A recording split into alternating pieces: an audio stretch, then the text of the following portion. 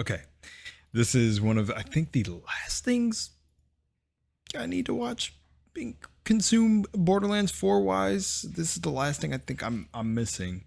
The Welcome to Kairos, so I'm gonna get the introduction to the world that they're in, and then I also have the website just to check some other things out. If you guys want to hang for that, you don't have to, but I'm gonna just look at the character stuff really quickly. If you guys want to hang around, I don't know. I say really quickly, but this video is going to be pretty long because the Welcome to Kairos is 7 minutes. So let's hop in. Thank you guys for tapping into the frequency. Remember to be your authentic self. Remember to love yourself and spread that love. Let's get it.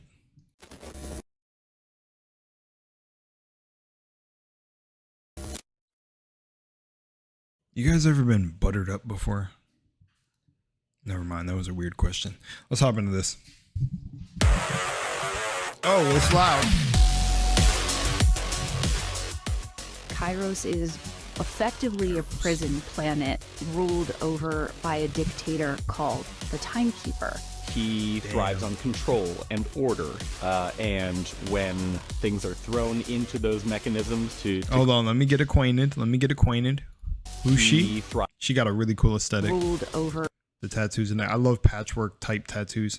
It's like my left arm. Lynn Joyce, the managing director of narrative. Okay. By a dictator called the Timekeeper.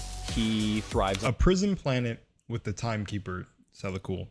Fun fact, my closest brother that I referenced on the channel a lot was the Timekeeper, or known as the Timekeeper. Control. Video games. Sam Winkler, narrative director. Okay. And order, and when things are thrown into those mechanisms to create chaos, he only knows how to clamp down and sort of institute martial law. The Timekeeper's primary method of control. All right, we're going to stop there. Don't worry, I'm not going to pause a lot. I just have to check something really quickly, and I'm going to check it with you guys. Do you guys think also if martial law was ever suggested or forced upon us that people are going to stand by and take that? I really hope that everyone who's watched every movie that had the Resistance in it, even though they gave you, you know, the people writing these stories, they give you your heroes, that like people would rise up and side with the Resistance. I really keep the faith in my heart that that would happen. So here's what we're checking together. Who was the lead narrative director in Borderlands 3?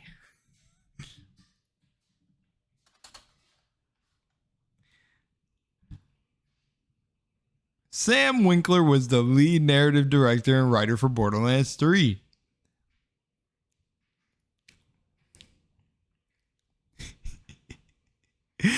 Gearbox narrative director and lead writer on Borderlands 3, Sam Winkler decrees gamers as bigots and parrots Sweet Baby Inc.'s false narratives. No, just listen. I'm not in agreement with that. I was reading a Reddit post. I never get on Reddit. But he called the gamers. Okay, this is I was just reading because I just wanted to know. Because I'm sorry, at least for me, the writing. I'm not a writer, so I'm not trying to talk crap. It's my favorite thing to do, though. I love storytelling. I love writing stories. I love building my own worlds. So that's why when the narrative felt weak to me in Borderlands 3, I was kind of sad. But I don't want to make someone mad because I'm not saying like this dude's not proficient in what he does and is absolutely a master of the craft. You know, I'm not saying that. So if any Borderlands people watch this video or him himself, not a bigot, but just hope this story is good here, is good in Borderlands 4. That's why I just wanted to check that. Who is the writer? But I'm hearing a lot of good things. But yeah. Over the years has been a cybernetic implant called a bolt. A bolt is installed on the base of someone's neck and can be used to monitor their activities and shut them down completely. The Timekeeper is able to use it to see through people's eyes and monitor what's happening on Kairos at all times. Okay. Enter our Vault Hunters. They look People captured. Are now hungry, hungrier than they've ever been to get off of Kairos and to fight the oppression that they've been living under. The Vault Hunters end up enmeshed in this battle on the planet, and all roads lead to the Timekeeper. Cool. Hey, from this, it sounded good. It sounded good. Definitely, again, a step up from the brother and sister sirens, but all good. We call them the Outbounders because they, kind of like our Vault Hunters, crash landed on Kairos and have not been able to leave because the planet is on lockdown.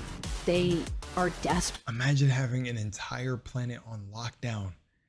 We felt the effects of that, a couple years ago. Not going to say anything else, but to go back home. They're ripe for revolution. The Outbounders are led by a guy named Rush, who is very much this coach type character, and when the Vault Hunter shows up, helps them join the broader Crimson Resistance, that's when things really ramp up for the Outbounders. Each zone is ruled over by a commander. In the Fade Fields, we have Idolater Saul. Idolater Saul once lived inside the city and really wants to be the Timekeeper's right-hand man.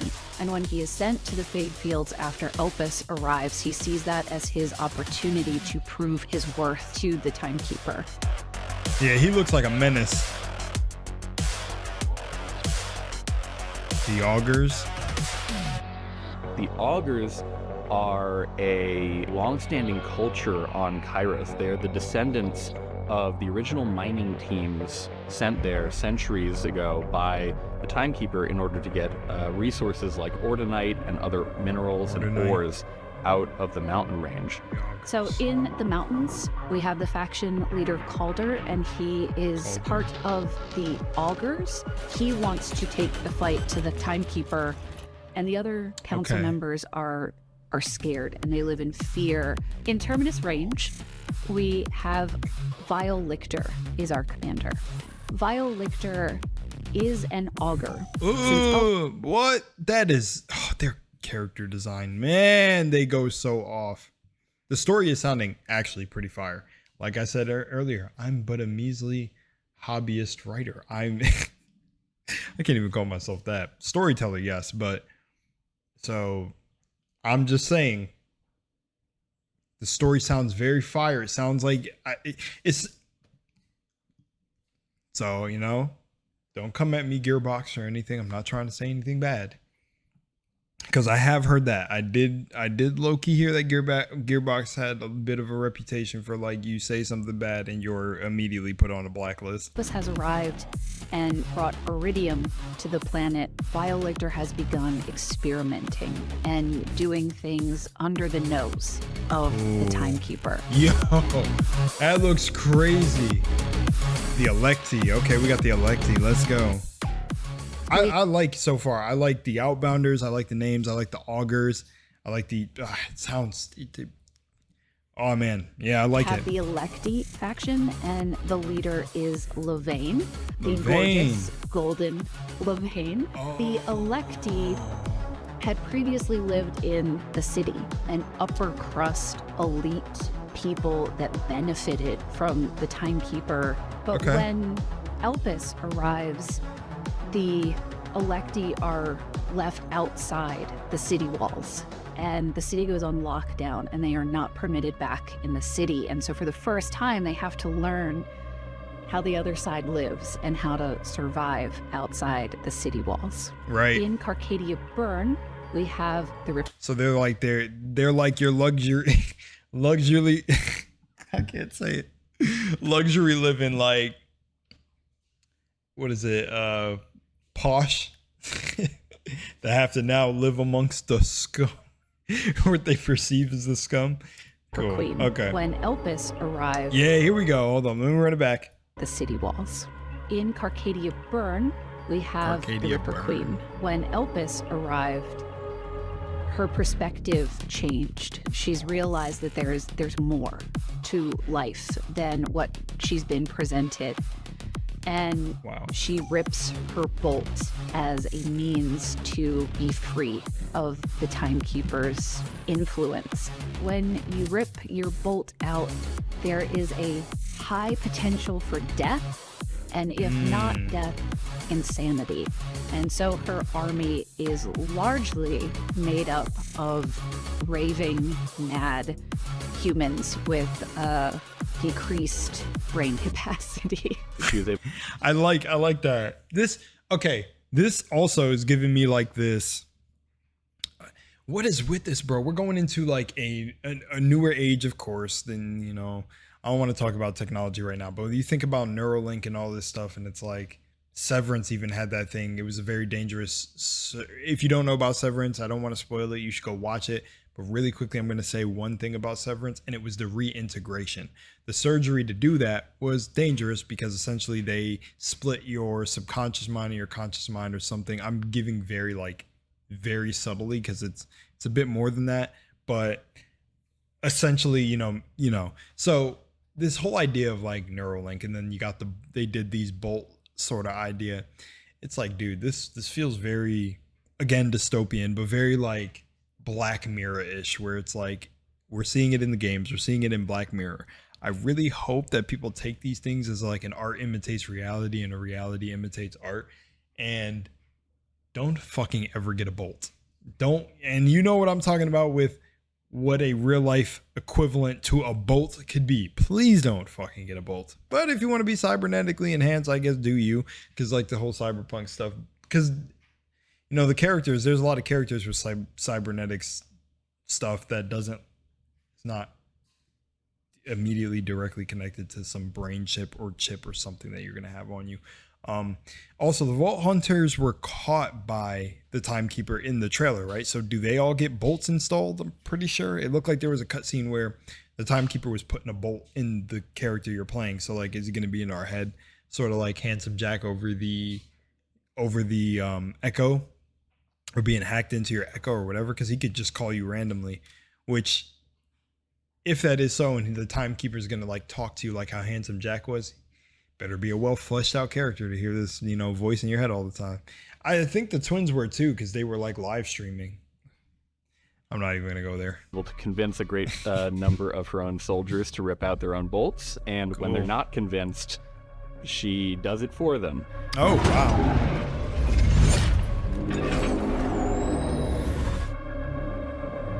She seems like the inverse Timekeeper then. She's like the parallel, the negative parallel. Well, actually, no, they're both negative. She knows there's more, but now she's just forcibly not giving her soldiers a choice. Doesn't sound like the Timekeeper is giving anyone a choice. So it's like a lesser of two evils. Be under the freedom fighters, but still be controlled. We also, of course, have the Timekeeper as our primary villain in Borderlands 4.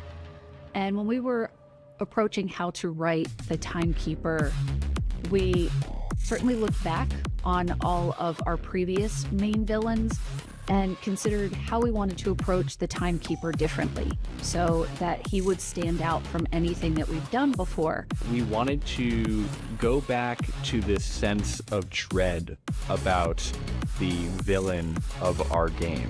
The Timekeeper can reach out and control people with unshielded bolts, and that's a threat that is always hanging over the player's actions in the game.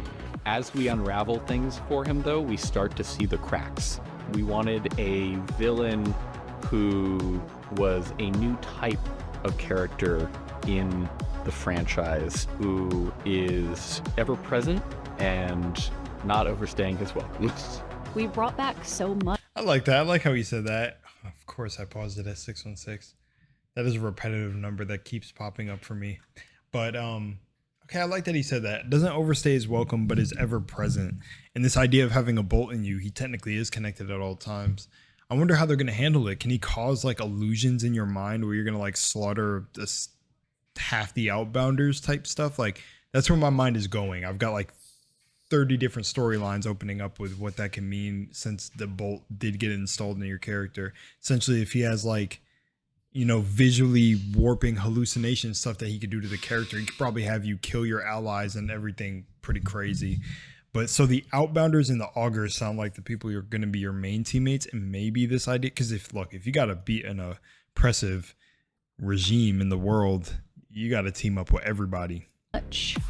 from previous titles that fans wanted to see again Moxie. and that we wanted to put in the game again. The world I love to see Moxie and Zane kicking it, bro. Is immense, and it's a new planet. You can come to Borderlands 4 whether you've played the previous titles or not, and you can hop right in. It is a turning point in our universe, and how it connects back to our previous titles, but also at the end where it will point, is worth playing for. That's cool, bro. They're okay, man. They are really confident in Borderlands 4, bro. I do not want this shit to end up a letdown, bro.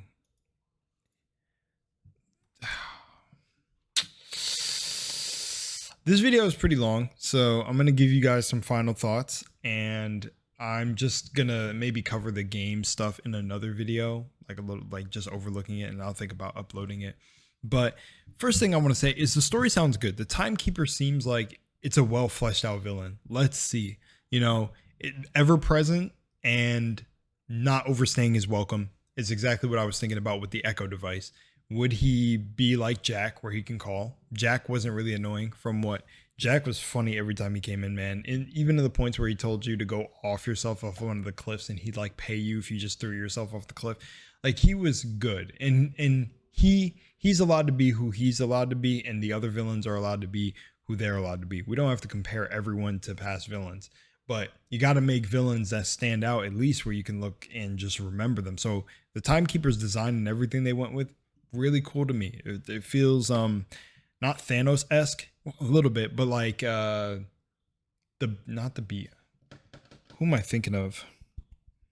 Brainiac, slightly a more human but metal technology-esque Brainiac, but yeah, I don't know. So I'm